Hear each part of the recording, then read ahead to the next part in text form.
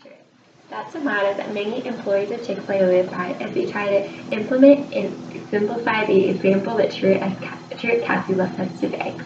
It is the motto I live by as I'm here in Atlanta, Georgia this week to become a certified trainer for Chick-fil-A. Today I'm going to talk about and share Truett Cathy's childhood and how it made him the entrepreneur that he was.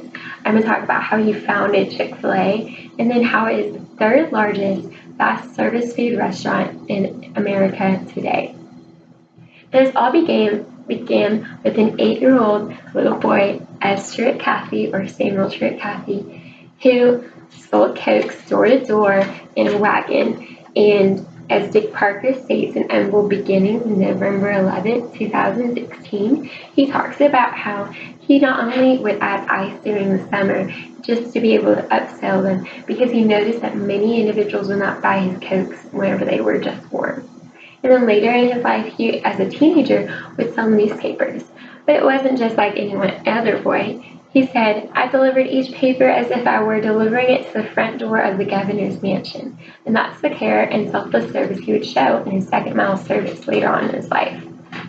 And in A Life Centered on Family, also by Dick Parker, written August 11, 2016, he talks about how Truett would use the money he got from his newspaper routes to pay for his family as they were not doing so well, and how he would serve at his mother's boarding house and clean tables and do dishes. And all of these were other aspects he would later bring into his restaurant. In 1946, and on May 23rd, Ben and Truett Cathy, brothers, were to open the Dwarf Grill, the predecessor to Chick-fil-A. And that was in the How It Got Started, written by corporate staff, July 6, 2018. And it talks about how there was only 10 stools and 4 tables in this small building. That's the name Dwarf. And then sadly, soon after the opening of the Dwarf Grill, Ben passed away in a plane crash. But Truett Cathy, once again with his selfless service, cared for Ben's family and even bought the business portion back from them to relieve them of that burden. But instead of just giving up because his brother was no longer there, this actually led to greater innovation as he created the Chick-fil-A sandwich: toasted bun, 2 pickles, buttered perfection, and a 3-point fillet. This is the sandwich that Chick-fil-A is now known for, and that he invented the Chick-fil-A sandwich. And then later, because of this big business growth, in 1967, they opened their first mall store, and then in 1986, their first freestander. But it was during the 80s that there was a recession in the economy, and Truett had just spent $10 million building the support center, the place where I am today.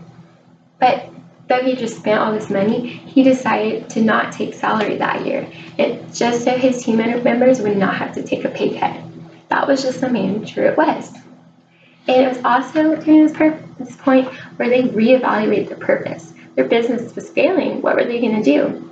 They came up with to glorify God by being a faithful steward of all that is entrusted to us, and to have a positive influence on all who come in contact with Chick-fil-A. They answered, "Why are we here? Why are we in business? And why are we alive?" And this actually led to a 28% increase in sales, while all the other businesses were not. This growth and innovation continued to follow even after Truett passed in 2014, and this led to being the third largest fast service food industry in America. As Mike Maidenberg of Wall Street Journal talks about in Serving a Lean Menu, Chick-fil-A Bulks Up, written in May of 2019, it was a $10.2 billion store as of last year. It is still growing. Ron Ruggles and Chick-fil-A Still Going Strong, written May 20th, 2019, talks about how we have stores just focused on delivering and catering, how we focus on different issues to try to implement and grow, and that we're of the top 200 fastest growing restaurants in America.